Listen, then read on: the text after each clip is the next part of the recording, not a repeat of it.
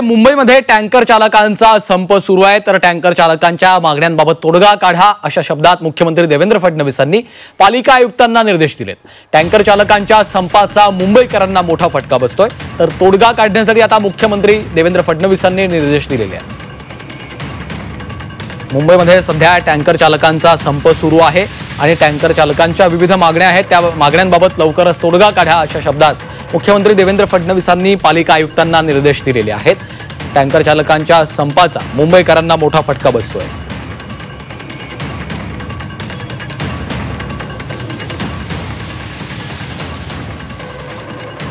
मुख्यमंत्री देवेंद्र फडणवीसांनी ट्विट केलेलं आहे, त्यामध्ये मुंबईतल्या टँकर चालकांचा संप सुरू असल्याने काही भागात पाण्याची समस्या निर्माण झाली आहे।